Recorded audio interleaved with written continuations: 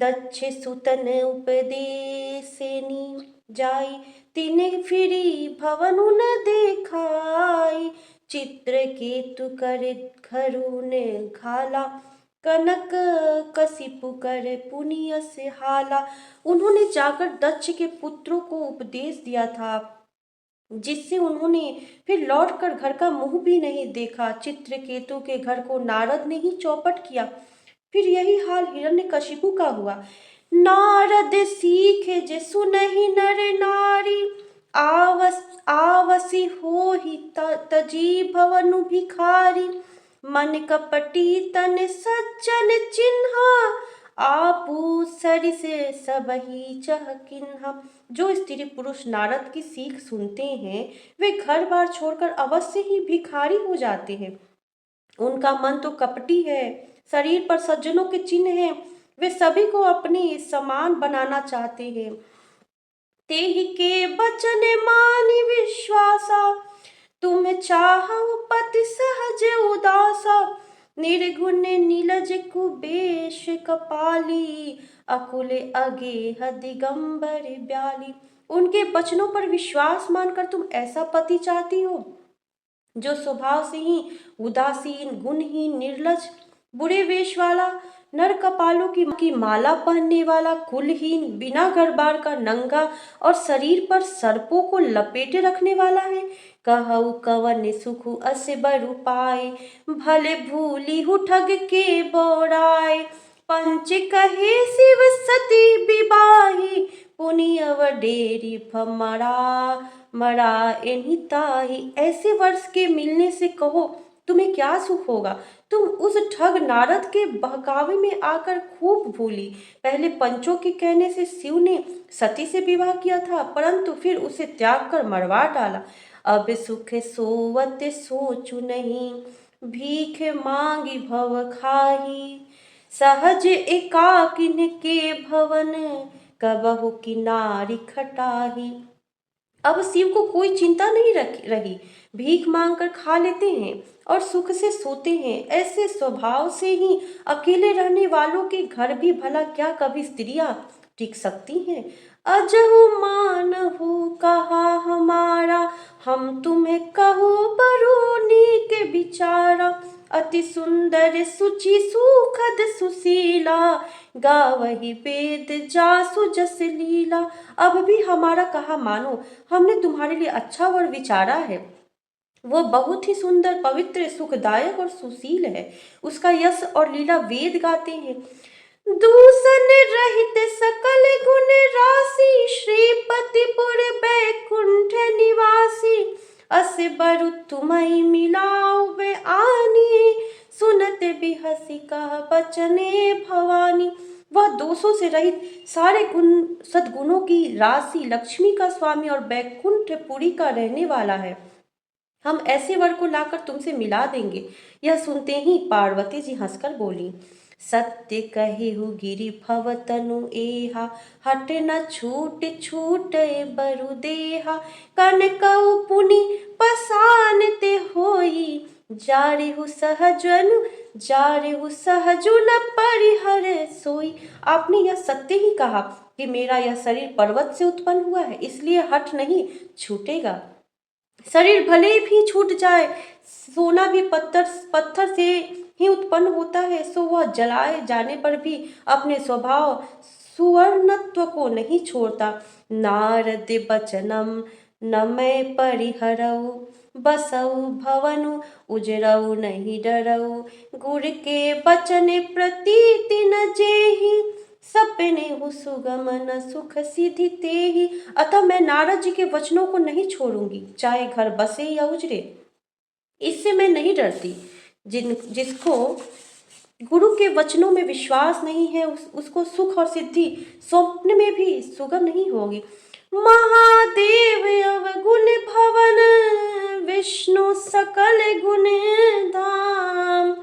जेहि कर मनोरम जाहि सन, तेहि सन काम। माना कि महादेव जी अवगुणों के भवन हैं और विष्णु समस्त सद्गुणों के धाम हैं, पर जिसका मन जिसमें रम गया, उसको तो उसी से काम है। जो तुम्हें मिले ते हु प्रथमे मुनीसा, सुनती हूँ सीख तुम्हारी धरि सीसा।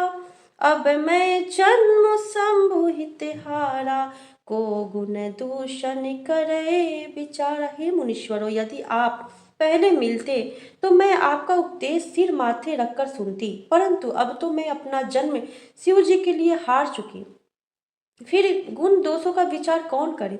जो तुम्हारे हट हृदय बिसीसी, रही न जाय बिनु किए बरेसी। तो कौतुकियन आलसु नाही, बर कन्या अनेक जग माही। यदि आपके हृदय में बहुत ही हट है और विवाह की बातचीत बरेखी किए बिना आपसे रहा नहीं जाता, तो संसार में वर कन्या बहुत हैं। खिलवाड़ करने वालों को आलस्य तो होता नहीं, और कहीं जाकर कीजिए। जन्म कोटि लगी रगरे हमारी, बरऊ संबुनत रहो कुंवारी।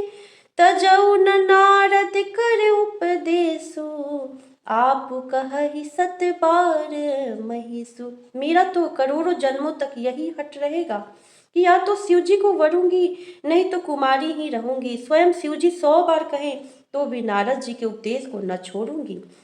मैं पापरऊ कहई जगदम्बा, तुम्हें गृह गवनहु भयो विलंबा।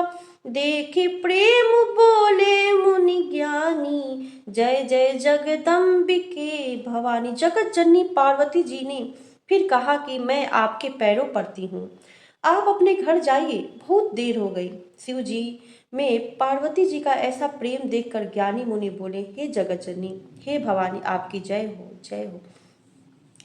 तुम्हें माया भगवान शिव, सकल जगत पितु मातु। नाई चरण सिर मुनि चले, पुनि पुनि हर्षत गातु।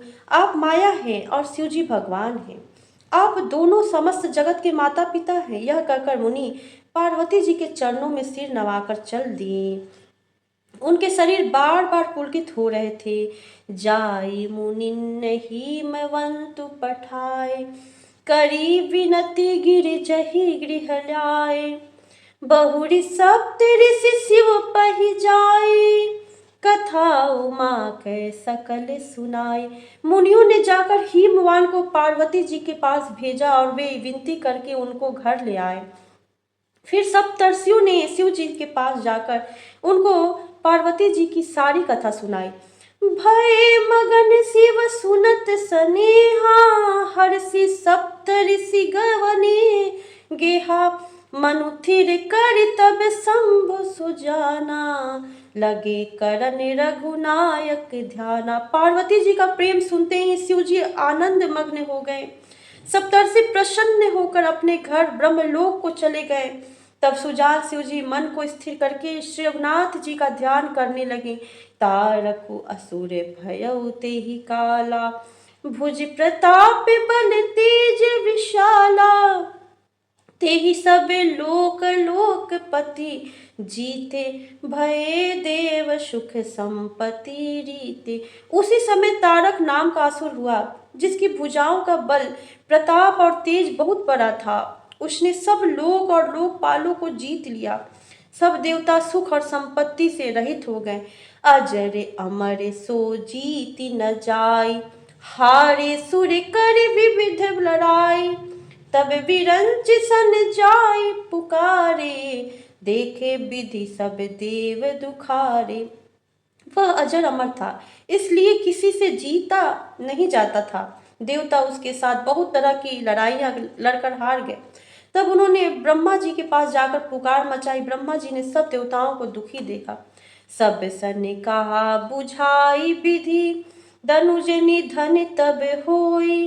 शंभु शुक्र संभूत सुत, एहि जीतई रन सोई। ब्रह्मा जी ने सबको समझाकर कहा, इस दैत्य की मृत्यु तब होगी जब शिव जी के वीर से पुत्र उत्पन्न हो।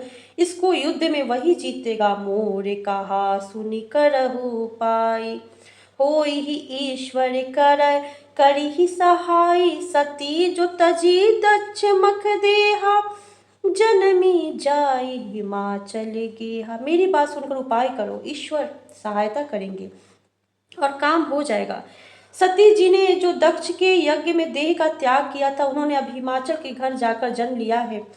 तेहि तपु किन्ने शंभुपति लागी शिव समाधि बैठी सब त्यागी जदपि अहै असमंजस भारी तदपि बात एक सुनहु हमारी। उन्होंने शिव जी को पति बनाने के लिए तप किया है। इधर शिव जी सब छोड़ छाड़ कर समाधि लगा बैठे हैं। यद्यपि है तो बड़े असमंजस की बात, तथापि मेरी एक बात सुनो। पठवहु कामु जाय शिव पाही करे क्षोभु शंकर मन माही तब हम जाय शिवहि सिरनाई करवाऊ विबाहु बरियाई। तुम जाकर कामदेव को शिव जी के पास भेजो, वह शिव जी के मन में क्षोभ उत्पन्न करे, उनकी समाधि भंग करे, तब हम जाकर शिव जी के चरणों में सिर रख देंगे और जबरदस्ती उन्हें राजी करके विवाह करा देंगे। यही विधि भले ही देवहित होई मत अति नीक करह कहई सब कोई अस्तुति सुरन किन्ही अति देह हेतु प्रगटे विषम बाने झस केतु। इस प्रकार से भले ही देवताओं का हित हो और तो कोई उपाय नहीं है। सबने कहा यह सम्मति बहुत अच्छी है। फिर देवताओं ने बड़े प्रेम से स्तुति की। तब विषम 5 वाण धारण करने वाले और मछली के चिन्ह युक्त ध्वजा वाला कामदेव प्रकट हुआ। शूरन ने कही निज विपत्ति सब सुनी मन किन्न विचार शंभु विरोध न कुशल मोही बिहसी कहे वसे मार। देवताओं ने कामदेव से अपनी सारी विपत्ति कही। सुनकर कामदेव ने मन में विचार किया और हंसकर देवताओं से यूं कहा कि शिव जी के साथ विरोध करने में मेरी कुशल नहीं है। मंगल भवन अमंगल हारी द्रव सुदशरथ अजिर बिहारी।